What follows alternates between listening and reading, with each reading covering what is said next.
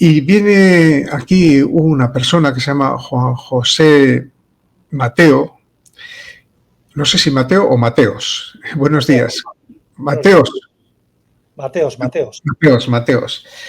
que es un escritor ya, podríamos decir, consagrado. Tiene un bestseller que es Picoletos, cuyo libro todavía no he leído, por cierto.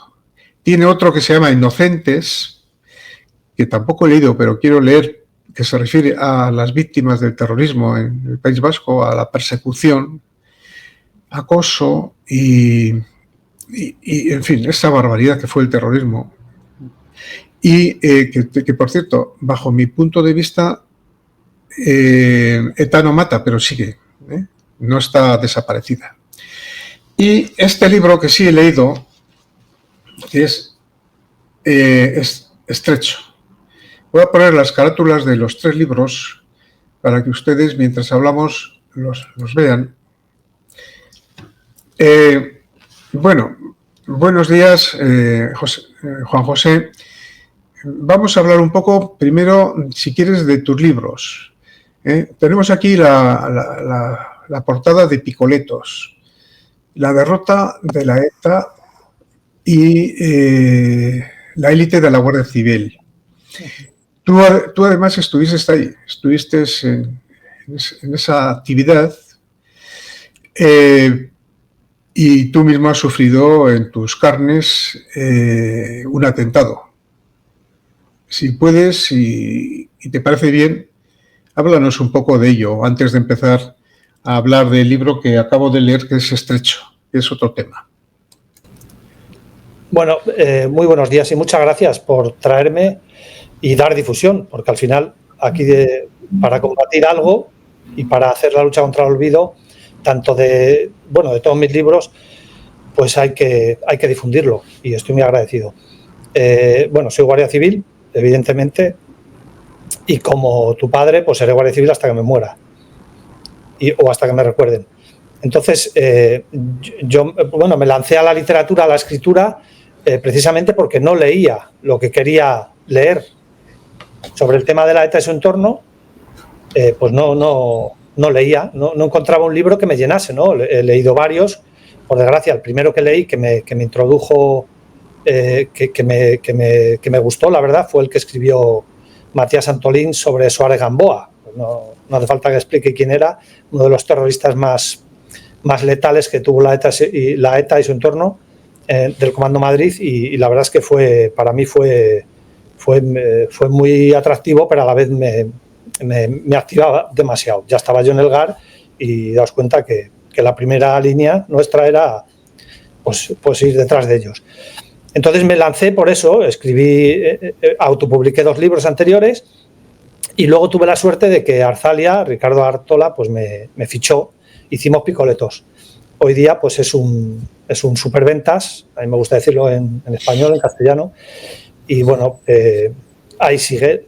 Luego escribí Inocentes, lógicamente, porque era una asignatura pendiente, hablar con muchas viudas, huérfanos y muchas personas que sufrieron a la ETA y su entorno, y que, como no se ha tratado como es debido este tema, ni se ha profundizado, hoy día ya se profundiza mucho, pero no de una manera como escribo yo, ¿no? Son ensayos, libros reales, con experiencias reales, todos, y en este caso era necesario, ¿no? Hablar con ellas y que expresasen cómo era su día a día en el día después del asesinato, porque lo que impactaba era pues el atentado, la bomba, esas imágenes tan crueles, pero luego prácticamente todos se olvidaban de ellos.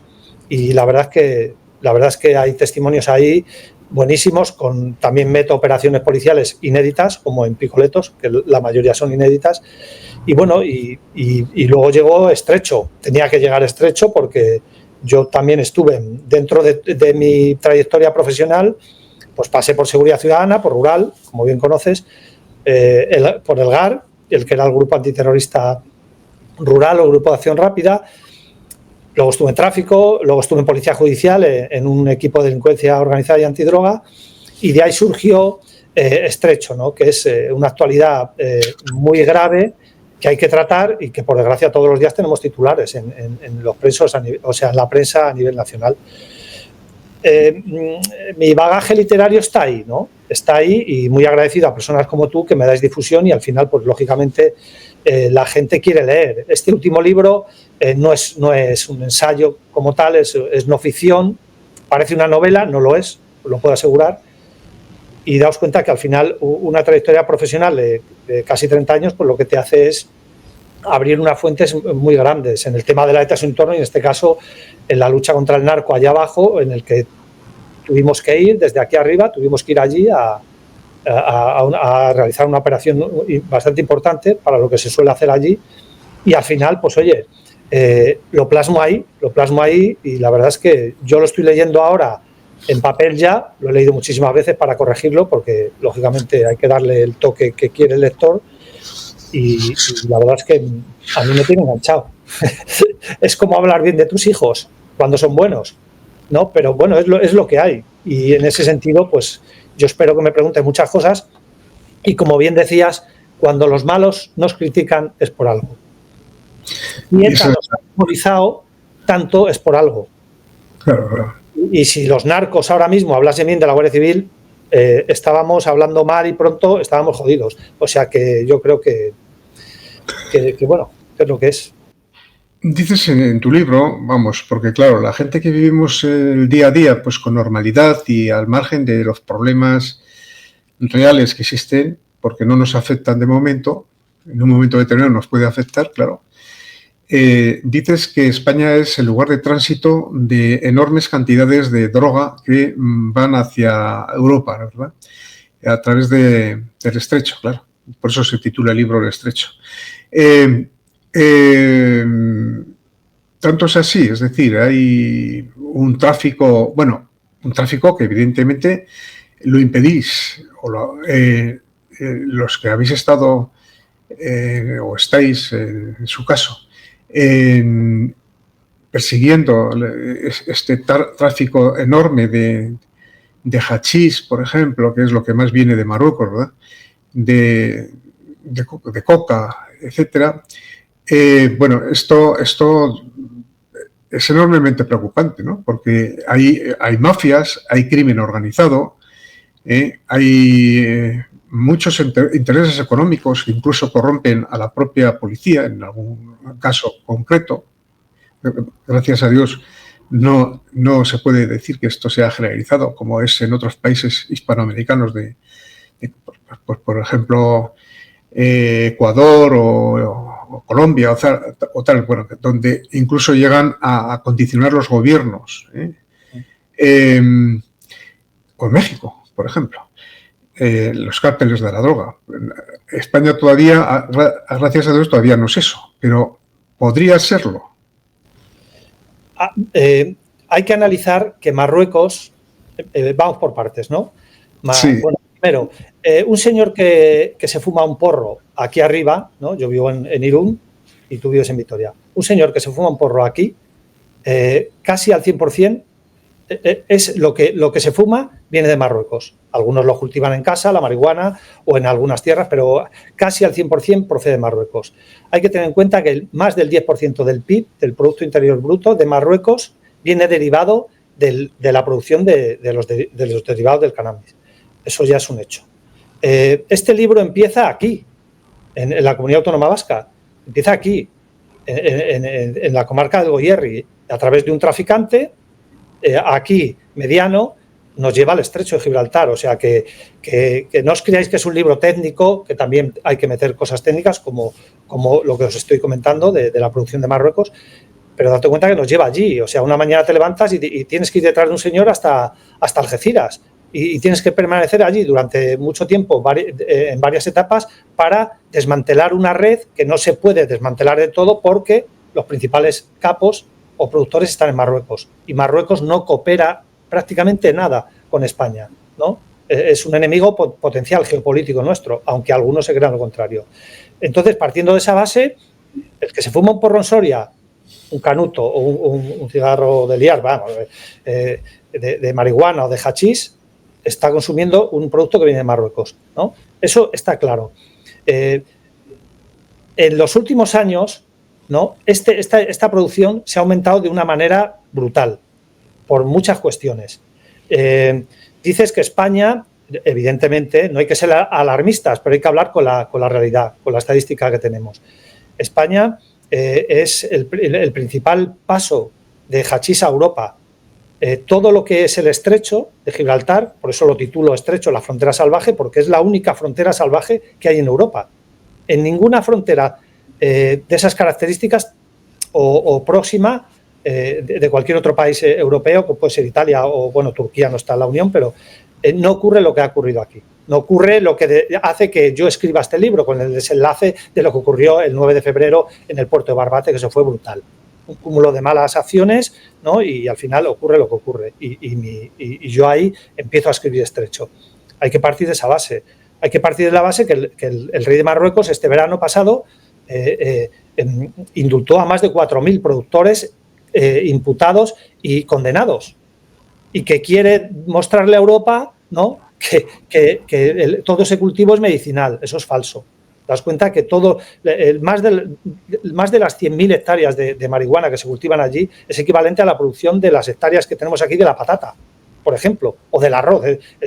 Con el desde luego, el patrimonio y todo lo que mueve. Luego, el blanqueo de capitales en España en los últimos 20 años es un hecho. España no debe consentir, como Estado, como nación, que vengan las principales mafias del crimen organizado de todo el mundo a blanquear capitales a la Costa del Sol. Eso es un hecho.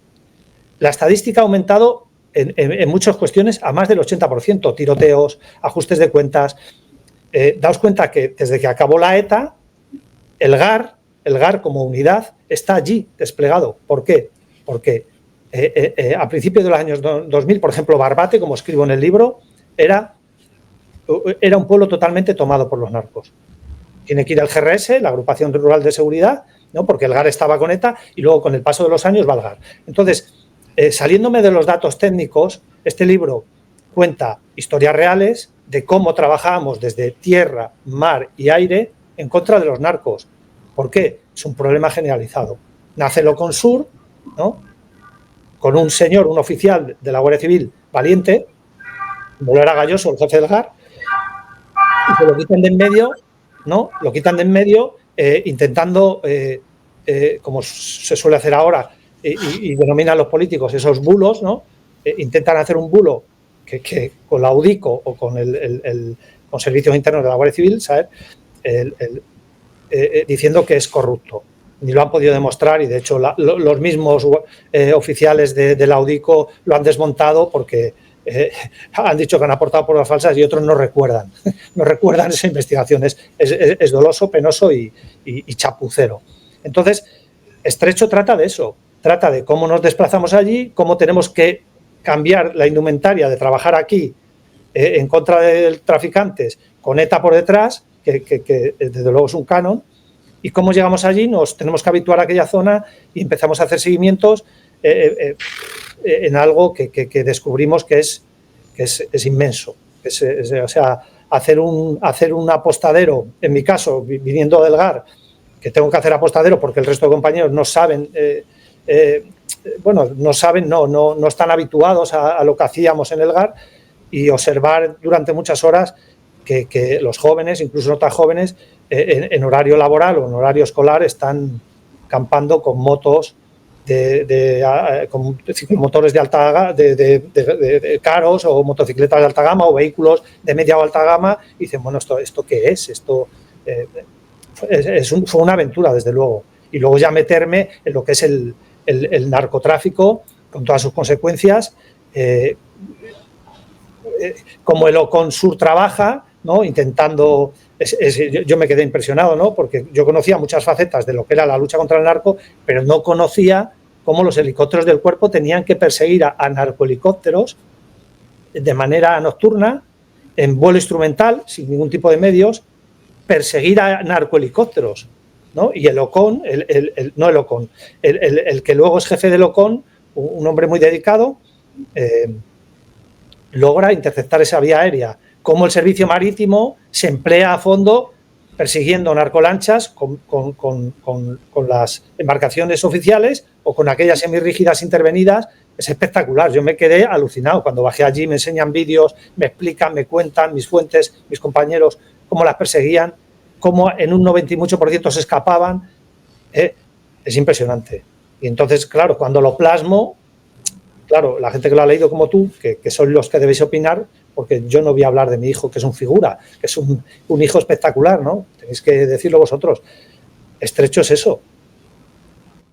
Sí, Estrecho es sobre todo, bajo mi punto de vista, un libro de documento. O sea, no es un ensayo, vamos a decir así, bueno, pues solamente un ensayo.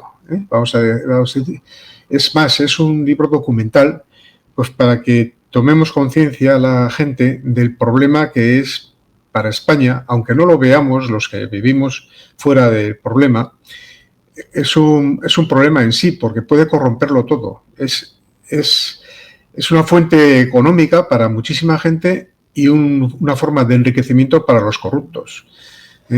Y bueno, es que yo he vivido una situación y la voy a contar, aunque no puedo dar nombres, porque evidentemente no tengo pruebas documentales, ¿no? Pero una vez yo estaba en un partido político, no voy a decir cuál, y estábamos haciendo campaña en la calle, porque eran las elecciones parlamentarias.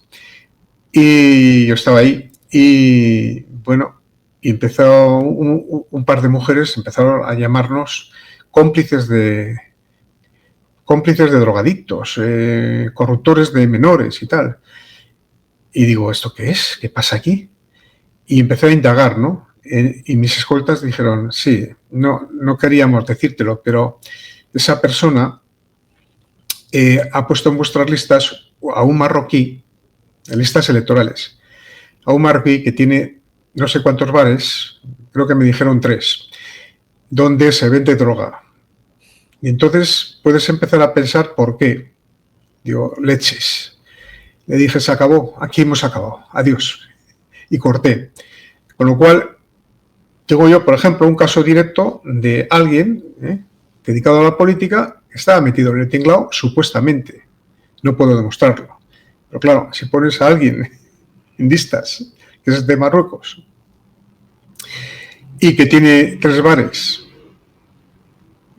y que luego te dicen que ahí hay trapicheo, o algo más que trapicheo. En fin.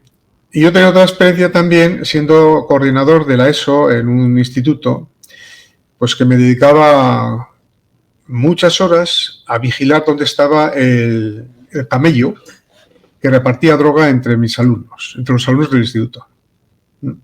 Muchas horas.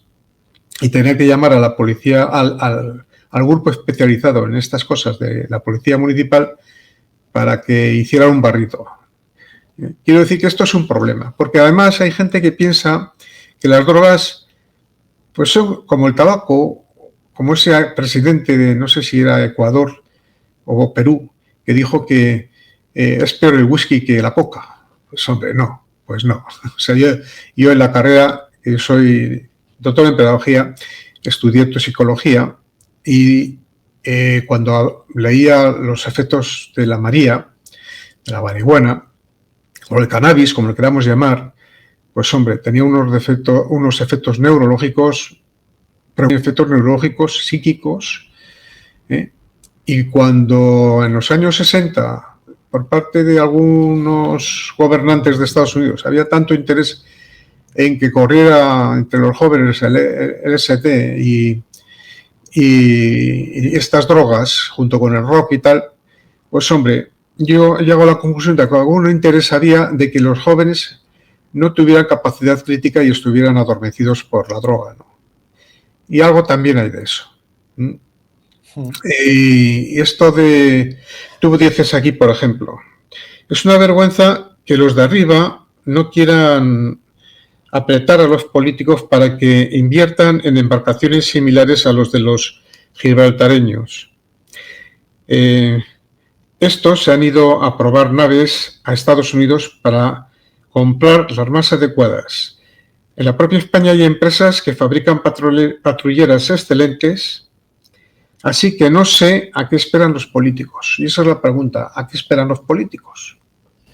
Pues no lo sé, porque, como decimos, es un problema de actualidad. Es un problema que raro es el día. Yo hoy abro las noticias porque me gusta leer todos los diarios a nivel nacional y sobre todo los del sur, los de la zona del Estrecho, y es raro el día en que no hay una intervención o una persecución. Y mucha gente cree, los políticos también quieren hacernos creer que a más intervenciones, más seguridad. Y están equivocados. A más intervenciones, más cada vez. O sea, si la estadística mensual dice, por dar un número, que ha habido 1.000 intervenciones, seguramente hayan metido 10.000 cargamentos, por decir algo, ¿no? Es evidente. Entonces, ¿a qué esperan los políticos? Pues no lo sabemos, porque en otro tipo de cuestiones invierten, ¿no? Están invirtiendo una barbaridad en las policías autonómicas, ¿no? Cuando son policías autonómicas, que no pueden tocar este tipo de delitos, que son delitos ya en un ámbito pues en un ámbito muy amplio, no abarcan solo a España, desde luego. La mayoría de los grandes delitos ya son globales, son a nivel internacional, todos. Con el resto de Europa, con América, la policía autonómica se nos llega, pero están invirtiendo una barbaridad. Si invirtieran un 30% en la lucha contra el narco, seguramente muchos problemas se podrían resolver. Es muy difícil, ¿eh? Tampoco hay que cuestionar a los políticos en determinadas cuestiones porque esto no se resuelve de un día para otro. Pero no están a la altura. Adquirieron varias embarcaciones, hablando de eso. Resulta que nada más llegar tuvieron unos problemas graves, como explico en el libro. Como explico en el libro, que me explican los patrones de embarcación. Son muy apopadas, no son estables, son veloces, no pueden competir. Aparte que se rajaron los cascos, entró agua en la sala de motores, están todas en el dique seco o alguna empezó a funcionar. O sea, lo que hacen, pues no sé si no se asesoran bien o bueno, también se pueden equivocar, desde luego, pero hay muchos otros métodos que deberían estar ya útiles y no lo están. Recursos humanos, todo tipo de cuestiones que explico ahí, cómo tenemos que hacer los seguimientos, cómo hemos tenido que perseguir a los malos sin medios. Hoy día hay otros medios, desde luego, más tecnológicos, solo los utilizan las unidades centrales. Aún así, los compañeros logran de alguna manera contrarrestar todo lo que es el narcotráfico. La verdad es que, claro, yo quiero dar a entender eso pedagógicamente con historias reales de esas persecuciones, ¿no? De cómo hemos tenido que combatirlo, ¿no? Cómo teníamos que hacer para colocar balizas o cómo teníamos que hacer para llegar hasta un vehículo o el camino que da acceso a un narcotraficante, cómo se le seguía luego. Era muy complejo, ¿no? Siempre van por delante. Entonces, ¿a qué esperan los políticos? No lo sé, la verdad es que no lo sé. Y es un problema grave, ¿eh? Es un problema gravísimo. O sea, en seguridad, en temas de seguridad, primero está el terrorismo, evidentemente, que claro, si hablamos de terrorismo tenemos que irnos al Sahel y al Estrecho, igual. Todos los atentados yihadistas, el 90% de los detenidos vinieron por el Estrecho, hay que controlarlo. Se ha perdido, ¿no? Se ha perdido esa formación de países del Sahel que hacía el GAR, por ejemplo, o defensa, el ejército, para instruir a policías que estuvieran preparadas para ello. Se han metido los rusos ahí. Es un tema muy amplio, pero los políticos no están a la altura.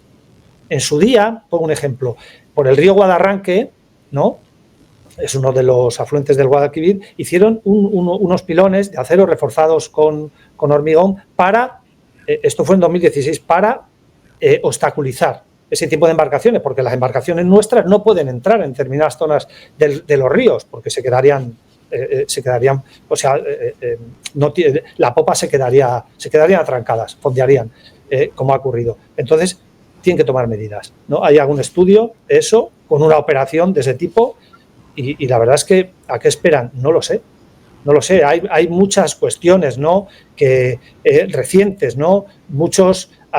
Se ha llegado a publicar en prensa que Marruecos tiene por dónde callar al gobierno español, ¿no? Bueno, pues hombre, ¿se puede hablar de ello? Sí. ¿Se pueden dar datos o se puede documentar? No.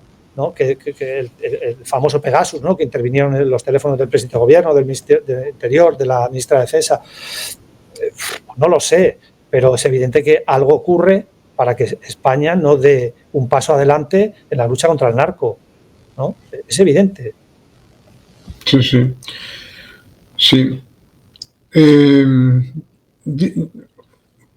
Leo aquí también. Entre tanto, Entre tanto, compañeros de todos los cuerpos policiales de ámbito nacional manifiestan tener serias dificultades para investigar, ya que no se han reforzado los equipos y se trabaja con mucha escasez de medios y personal. Las políticas que se están aplicando son un fracaso, apenas se invierte en recursos humanos y técnicos, a pesar de que el año pasado, desde el Ministerio del Interior y a raíz del asesinato de 2 compañeros de Barbate, prometieron más dinero y medios.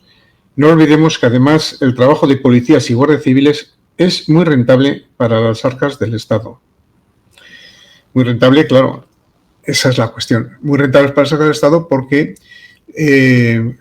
esto es como una enfermedad. Si la enfermedad no la atajas, exactamente, el cuerpo se muere, ¿no? Por eso es sí. rentable. Y luego muy rentable desde el punto de vista sanitario, claro. Porque... Sí, además has hecho un símil muy... Si ahora a cualquiera nos detectan un cáncer y no se da un tratamiento adecuado de choque, pues evidentemente el cáncer, ¿qué hace? Se expande. Se expande. El narcotráfico en España es evidente que a raíz de desmantelar el OCON, como lo hicieron, ¿no? Con las cifras que dio, que es impresionante, casi 13.000 detenidos, 35...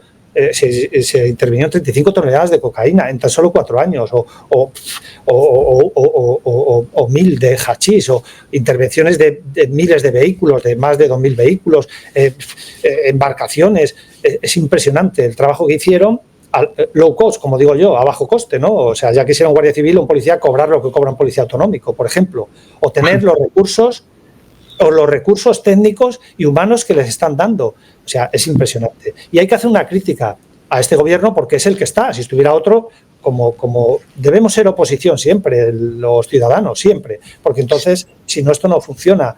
Entonces, yo este libro lo escribo, sí, yo entiendo que es un libro que te agarra porque son unas experiencias particulares, mías, propias y de mis compañeros que son espectaculares. Yo mismo me quedé alucinado cuando me las contaban y las desconocía. Pero hay que orientarlo así para que no solo lo lea una persona como nosotros, que vamos ya cuesta abajo, que lo lea un joven y diga, esto es espectacular, pero que se centre en que los daños que ocasiona todos los derivados del cannabis por un consumo, aunque sea moderado, son el que entiende de neurología sabe que es irreversible. La cocaína, que hay que entrar en ello, es mucho más letal. Y daos cuenta que los principales puertos de introducir cocaína en España era Rotterdam, Amberes, Valencia o Algeciras. Bueno, pues Algeciras ya ha pasado por encima de Valencia. Quiero recordar cómo Sito Miñanco, antes de salir de prisión, que lo escribo en el libro, se estableció en Algeciras, ya con permisos penitenciarios para montar una estructura criminal que la Policía Nacional cortó de raíz, ¿no? Con todo el mérito que tiene. ¿Por qué? Porque estaba claro que esa ruta africana que el cártel de Medellín, con Pablo Escobar a la cabeza, no pudo imponer en aquellos años finales de los 80, está impuesta ahora mismo. ¿Por qué? ¿Por qué? ¿Por qué utilizan este nuevo sistema de introducir a la cocaína a través de África, del Sahel y del Estrecho? ¿Por qué las narcolanchas ya no van cargadas de hachís? Van cargadas de coca. La Guardia Civil fue capaz recientemente de incautar una guardería con 7.000 kilos de cocaína. Eso es impresionante. O sea, nadie se imagina el daño que ocasiona y cómo se han implantado en la zona, ¿no? Entendemos que no solo hay que arreglarlo de una manera policial, ¿no? Pero es muy lento mentalizar a los jóvenes de que eso conlleva cárcel y conlleva que los mismos narcos, como decimos nosotros, te limpien el forro. Una vez que te metes ahí no tienes salida.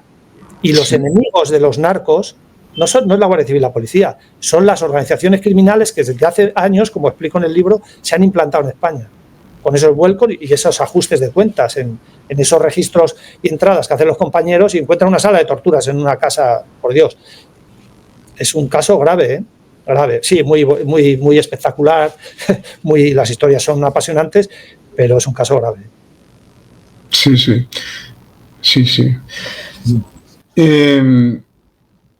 El libro es muy etnográfico en el sentido de cómo actúa la policía, en este caso la Guardia Civil, en estos casos, ¿no?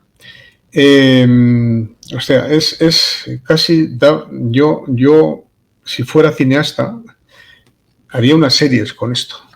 porque es muy, Yo también. realmente es espectacular. Es un libro de aventuras casi. Bueno, sí, casi, porque eso es una aventura. Arriesgabais mucho. Es muy sacrificado ese trabajo, porque hay que estar a pie de cañón, estudiar mucho los terrenos, los territorios, saber estar muchas horas, por lo que he leído en el libro, observando los movimientos en la puerta de una casa, o sea, para vigilar las entradas y salidas y localizar a los sospechosos. Y luego, claro, luego esto hay que probar ante los jueces antes de intervenir.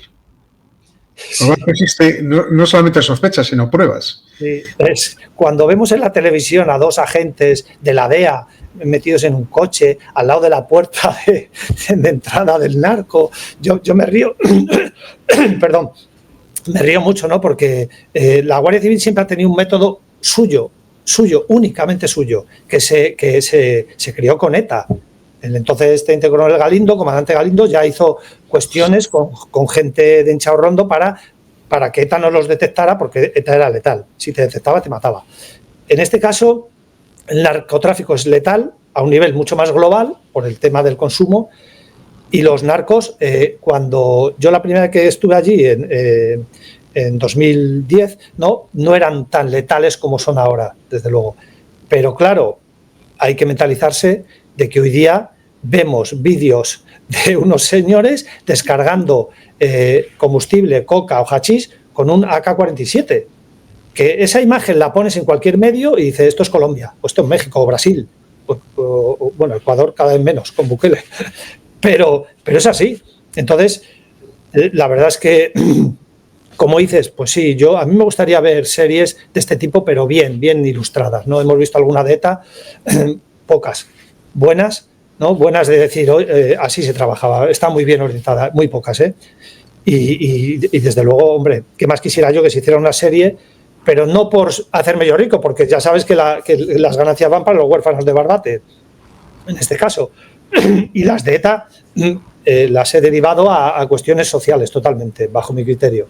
Entonces, yo lo que quiero es, como bien dices, que los jóvenes sepan que la droga no te aporta nada bueno. No te aporta nada bueno, igual que el alcohol, que tampoco te aporta nada bueno en cantidades mucho más grandes. Lo que dijo aquel narcotraficante, pues o sea, aquel político, es evidente que era un político corrupto y estaba totalmente condicionado por los cárteles.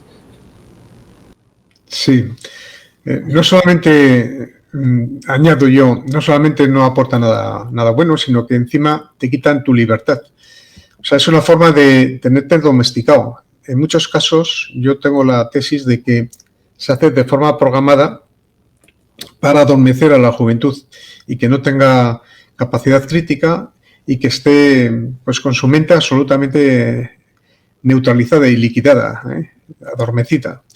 Yo he tenido alumnos, bueno, algún alumno, voy a decir, algún alumno muy contados, claro, lógicamente, gracias a Dios, no había una epidemia de esa naturaleza, pero de inyectarse LSD y morir por sobredosis.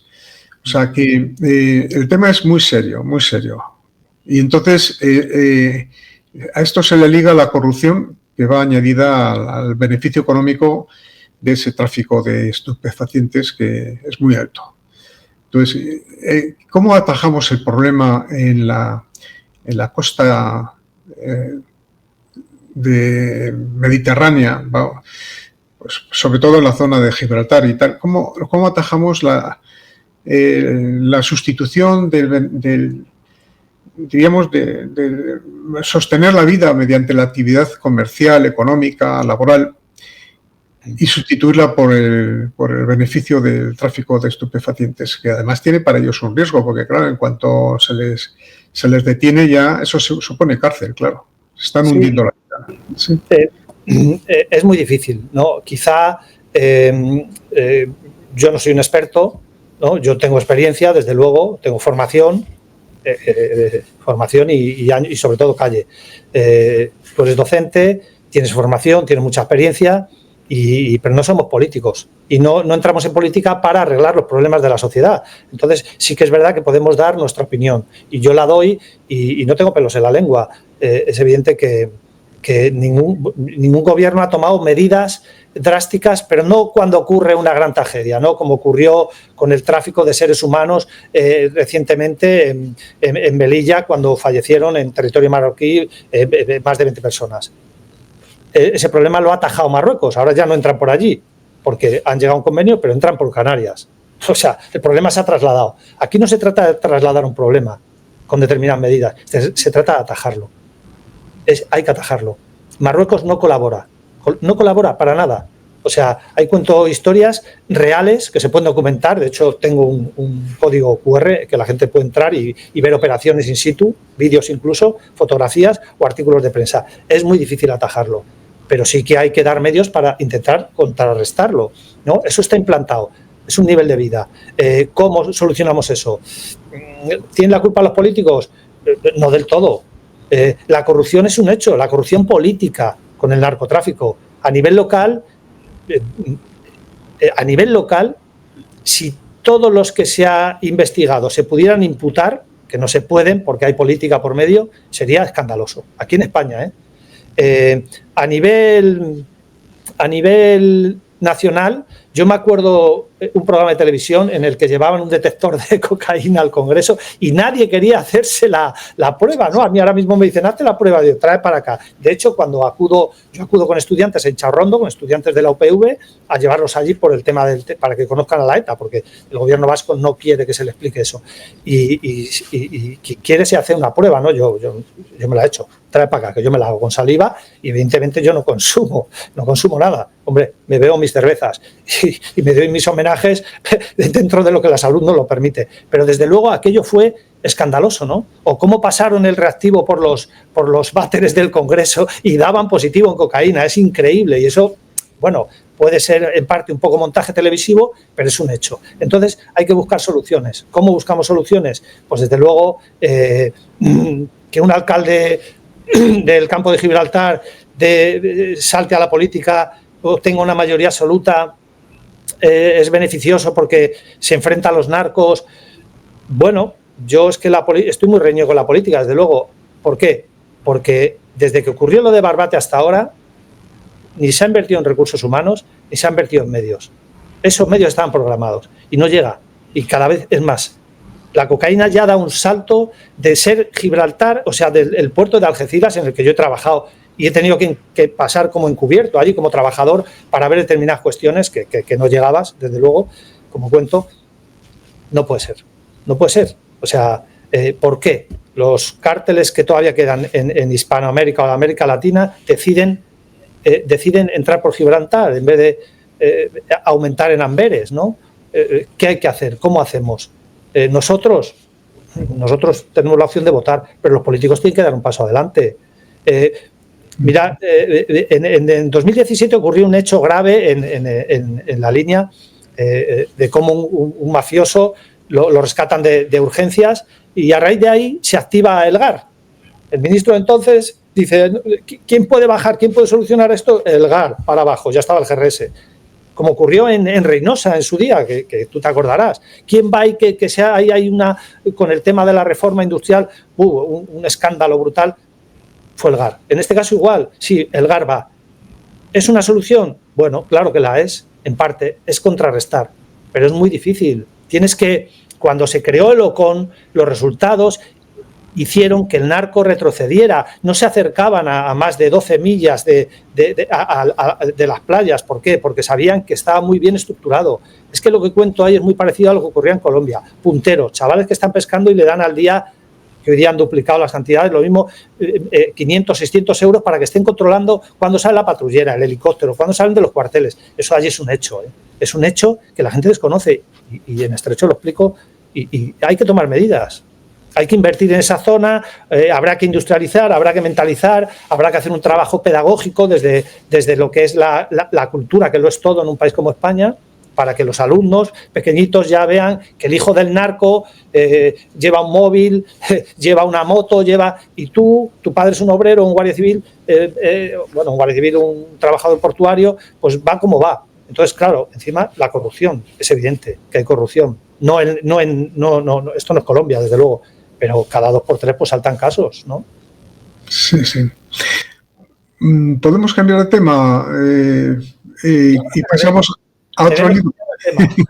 Porque me interesa muchísimo el libro de Inocentes, que no lo he leído, pero es que aquí en este programa hemos entrevistado también a una esposa de un guardia civil y desgraciadamente esta mujer ya murió hace un par de meses, igual que su marido, que era guardia civil, insisto, estuvo en el Chaurrondo y combatiendo a ETA.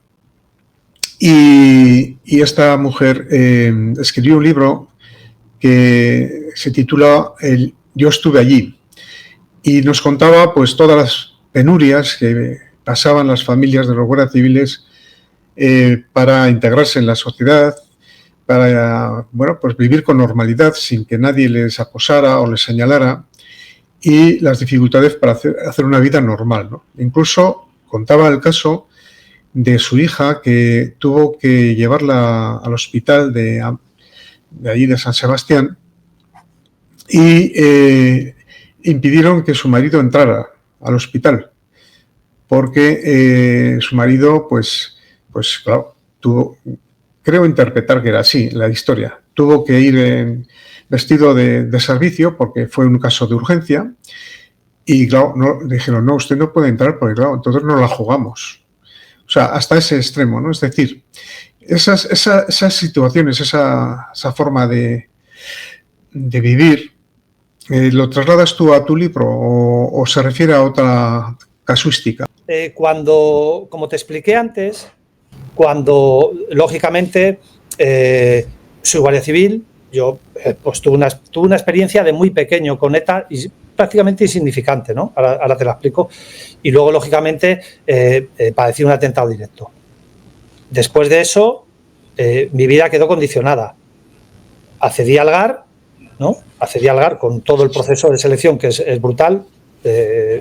Eso, quien quiera que lea el libro y lo descubra si no lo conoce.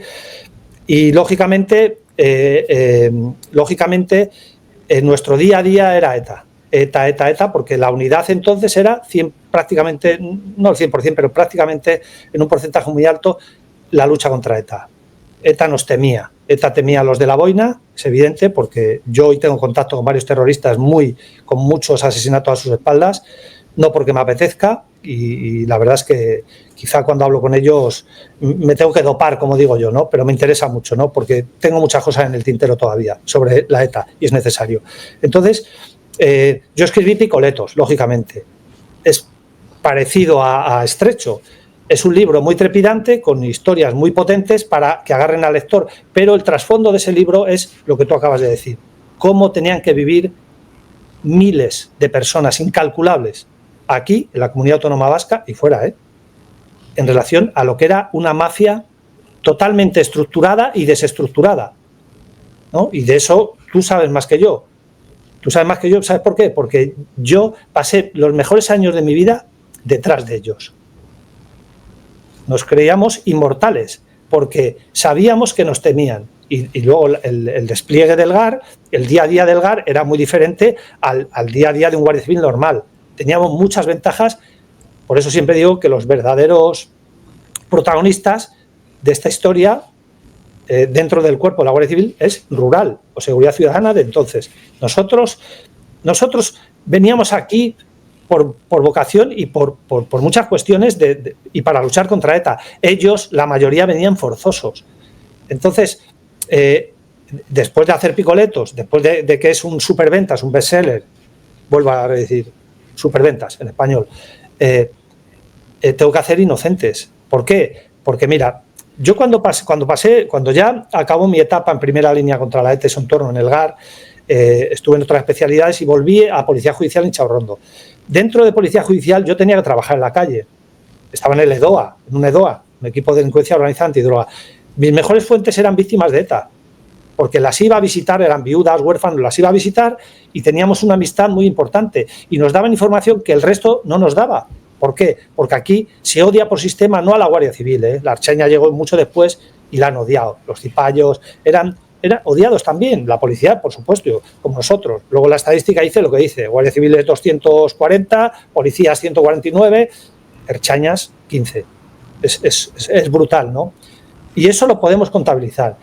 Cuando decido hacer Inocentes, me pongo en contacto con varias viudas, algunas ya fallecidas, como Juan Icaso, que vivía aquí a mi lado y cada vez que podía estaba en su casa. Entonces, siempre me hablaban de lo mismo y me decían, es que no podemos hablar con nadie más, nadie nos escucha. Y es verdad. Los curas, al más del 90% vinculados a ETA o afines. El resto de ciudadanos con miedo, porque era una mafia. Hay que hablar como hay que hablar. ETA era una mafia, una mafia. Está desmontado. Yo colaboro mucho con Florencio, con Raúl López Romo, los del Centro Memorial de Vitoria. Les llevo estudiantes con la ganancia, llevo autobuses, secuestro a los estudiantes para que vengan, incluso les pago la comida y pasamos un día muy bueno y luego desagradable para ellos porque mezclo a viudas o huérfanos con ellos y les explican allí en el Centro Memorial lo que han tenido que vivir. Ha sido brutal. Y hoy lo están blanqueando y lo quieren borrar. Y para eso estamos algunos, como tú, como yo y como muchas personas. Entonces surge Inocentes. Yo se lo planteo a esas viudas o huérfanos y me dicen que hombre, que ya era hora, ¿no?, de que alguien pudiera dar su voz de manera, pues oye, ojalá tuviera las ventas que tiene Picoletos. El libro no tiene tanta antigüedad y está ahí, hay que darle, porque hay que darle. Entonces, hay que dejar claro una cosa también. Los que más han sufrido esto no hemos sido los guardias civiles y los policías, ha sido la población civil. La población civil, porque esa mafia en el ámbito rural, que pasó, por eso nació el GAR, como explico con Picoletos, los tenía arrinconados. Algunos dieron un paso con aquella lucha antifranquista totalmente falsa, porque ETA, el 96, casi el 97% de sus acciones, tanto atentados como secuestros, extorsiones, como todo lo hizo ya después de la muerte de Franco.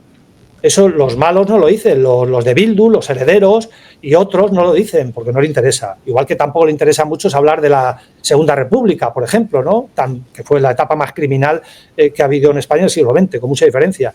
Entonces, surge Inocentes y lo hago, pero lo hago porque sé que el dolor en ámbito global, en la comunidad autónoma vasca, en Euskadi, es de víctimas civiles. ¿Por qué? Los guardias pasaban aquí una etapa y se iban tocados todos. Pero hubo gente que se tuvo que dar, como tú, que se tuvo que quedar y no pudo llorar después del entierro. ¿Por qué? Porque los malos estaban ahí, viendo quién te daba el pésame, que eso lo explico todo en Inocentes. Es un trabajo real, que se puede documentar, ¿no? Cómo después de asesinar a tu marido, encima te llaman por teléfono y te dicen, la próxima eres tú, como no te vayas, por ejemplo, ¿no? Todo eso se puede contabilizar. Podemos contabilizar los asesinatos, por desgracia. Podemos contabilizar los mutilados y heridos. Podemos contabilizar poco más. El éxodo vasco no se puede contabilizar. No se puede, es imposible. ¿Cuántas cartas hay intervenidas? En el libro meto yo varias cartas que no están registradas en el ministerio y me las han dado familiares.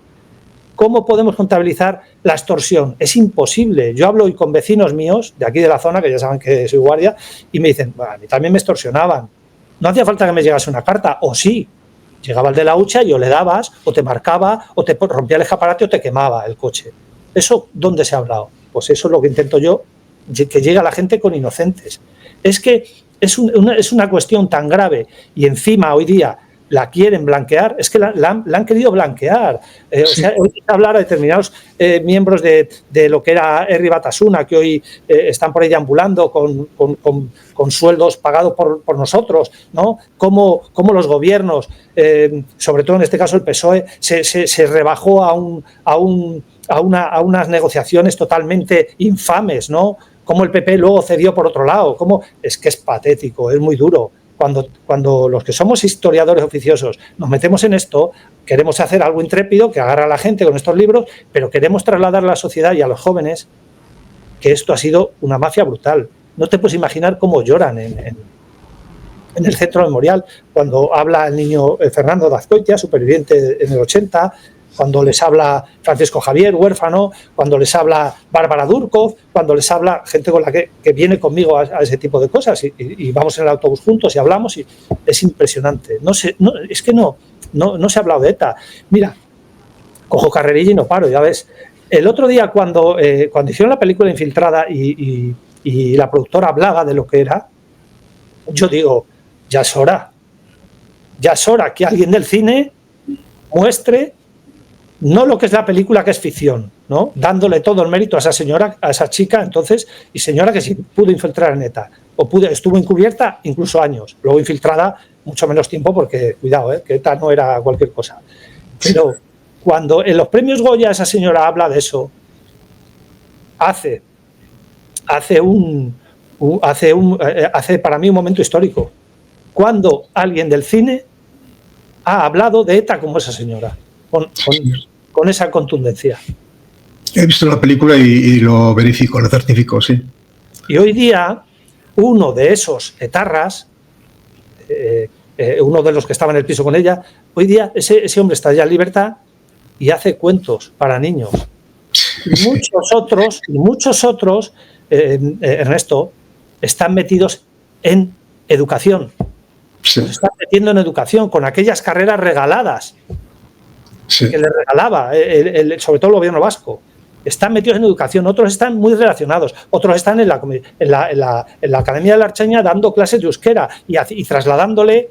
Me comentan que no es así, pero en lo que pueden meten el tema de la ETA, ¿no? Éramos jóvenes luchadores antifranquistas. Falso.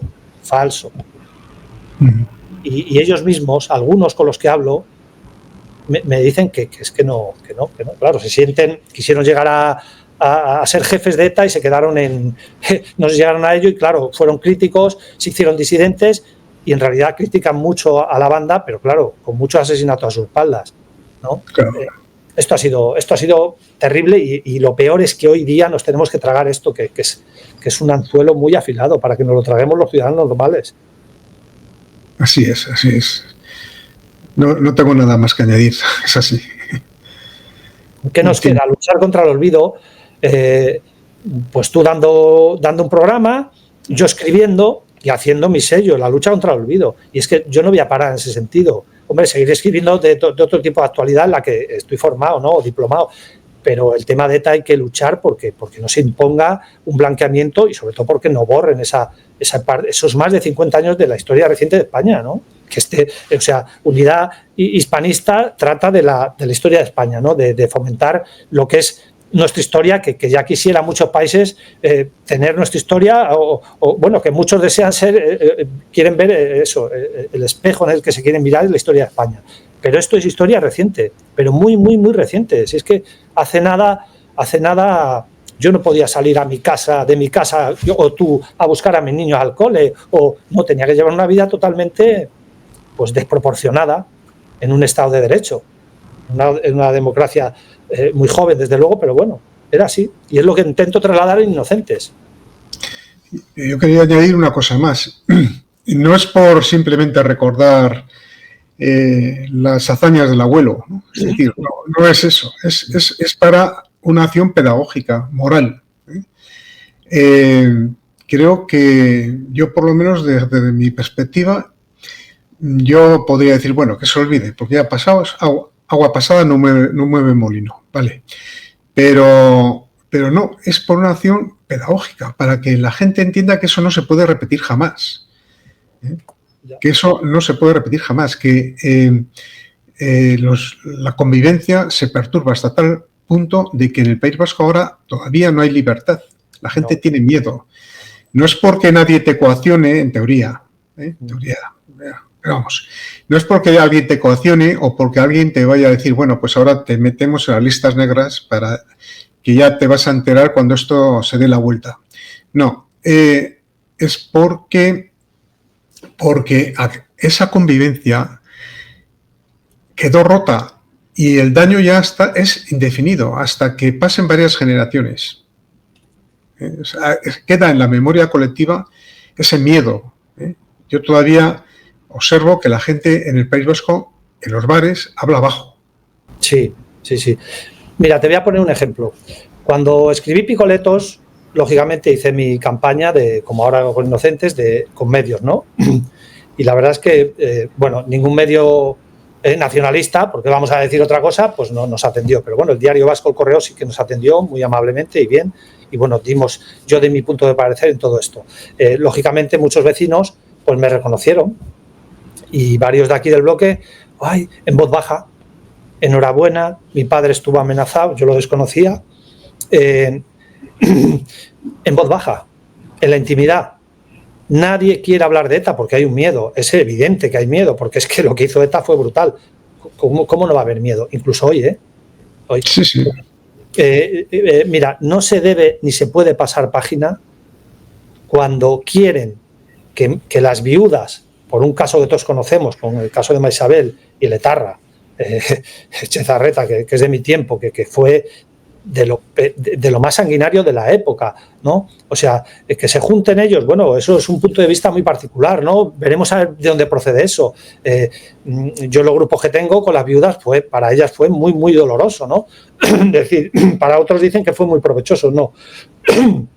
La mayoría de las viudas a aquello le cayó fatal, ¿no? Porque no solo no se arrepiente, o sea, bueno, no sabemos si se arrepiente, porque eso solo lo sabe él, ¿no? ¿Quién sabe eso? Pero aparte de eso, no puedes, políticamente, no puedes utilizar o querer utilizar a viudas para que se encuentren dándole unos beneficios, como todos sabemos que se les ha dado, a cambio de absolutamente nada, incluso querer forzar a esas viudas o huérfanos a que hay que encontrarse con ellos, cuando eso supone que no solo, o sea, cuando una herida está mal curada, lo mismo hay que abrirla para que se cure. No, aquí abrimos la herida y encima nos encontramos, como yo mismo he percibido, que quieren justificar lo que hicieron. Es que es increíble. Y encima hoy día se le da las competencias al gobierno vasco, ¿no? Los traslada aquí a todos, oye, la ley es lo que dice, lo tenemos que acatar. Pero ya quisieran muchos presos comunes tener los beneficios que están teniendo los etarras, Sin duda. todo lo que le está dando. Y las estructuras que se desconocen para darles empleo, que me parece muy bien, pero lo que no puede hacer la administración vasca es soterrar estas oposiciones para colocarlos en sitios estratégicos. Mis hijos estudian en San Juan de Luz, por muchos motivos, ¿no? Yo vivo en Irún. Allí hay un profesor que cada vez que puede, yo lo he visto con la camiseta de los presos, y cada vez que puede, por el tema cultural, les mete algún vídeo relacionado con los presos. Lógicamente, hay que hablar con el director y desconocen el tema, pero ellos siguen dando puntadas. ¿Por qué el gobierno vasco, ¿no? Como explico en Inocentes, por qué el gobierno vasco es no reticente, niega totalmente que se imparta en la educación pública vasca los más de 50 años de terrorismo delante de su entorno? Precisamente, claro. Hay un estudio que se hizo en Deusto que dice que 4 de cada 5 alumnos aprueba el uso de la violencia para obtener un fin. Ese estudio se hizo en Madrid. Uno de cada 5 aprueba. O sea, eso, no, apruebo la violencia para obtener un fin. ¿Qué está ocurriendo aquí? ¿No? Sí. Evidente que ETA solo sufrió una derrota policial, solo y exclusivamente, muy dolorosa. En el resto nos han vencido en todo y ahora mismo nos están venciendo de una manera brutal. Llave de gobierno, lo que ellos pidan, como en Cataluña. O sea, no quiero centrarme en esto, quiero centrarme en la lucha contra el olvido. Pero es como digo yo, picar piedra. Sí. Es picar piedra. Sí, correcto. Es tremendamente frustrante, así de. Pues ya lo siento, pero me da mucha pena que se termine el programa, pero es que ya hemos sobrepasado la hora. Claro. Así que muchísimas gracias. De todas maneras, como el tema es tan importante, no descarto hacer otro programa si tienes a bien contribuir a ello. Hombre, a bien no, yo estoy muy agradecido. Estoy muy agradecido porque, o sea, que me den voz, esto sí, con las redes, como hemos hablado, se difunde y aquí lo que interesa es hablar con contundencia, pero con la verdad, documentadamente, en cualquier tema, en el tema del estrecho, en el tema de ETA, en el tema que sea, ¿no? Y donde no podemos documentar o pues no hacer un bulo de esto, como dicen los políticos, ¿no? El fango, todo lo que... No, aquí hablamos con cosas que se pueden documentar y luego ya, ¿entiendes? Quien se sienta mal o quien se sienta perjudicado o incluso tiene un problema, es así. Esto es una lucha entre el bien y el mal, así de claro. Es decir, el que quiera ponerse al lado del mal, pues allá él cuando tenga que rendir cuentas al Altísimo. Nosotros estamos en el lado bueno. Sí, se supone que sí. Se supone que los buenos piensan como tú y como yo. Y los malos dirán por lo que quieran, pero todo lo que digan nos beneficia. Todo lo que digan los malos en nuestra contra nos beneficia, como tú bien has dicho, que es una frase para mí que debería estar en muchos sitios. Pues muchas gracias. A tus órdenes.